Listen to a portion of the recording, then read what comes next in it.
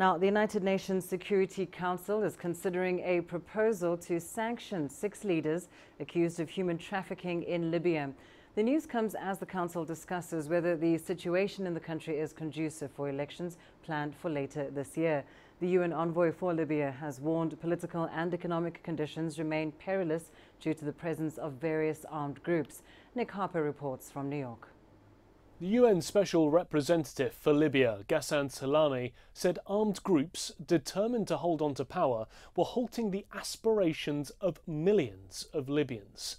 Corruption and trafficking was at the core of what he called a perverse economic model. That, Salamé said, must be shattered.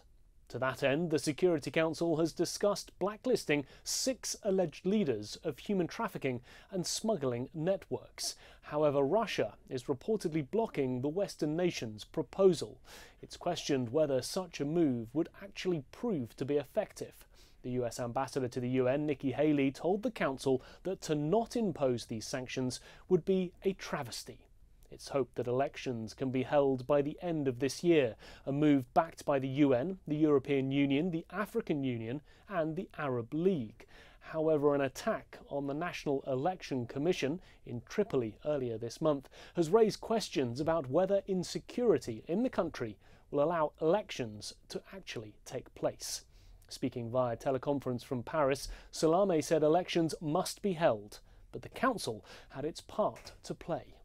The country must move forward, but this can only be achieved with the support of this Council. When Libya hears conflicting messages, we only add to the division and give opportunity to those seeking to derail the process. But when you speak with a clear and single voice, Libyans, believe you me, listen. Salamé also cautioned that while elections should take place as soon as possible, they should only be held if the right conditions, things like improved voter registration and robust security arrangements, are put in place. Libya's ambassador to the UN said that armed groups continue to create divisions and, he said, spread strife. And he asked the international community for support to help create an environment for free and fair elections to take place. Nick Harper, CGTN, New York.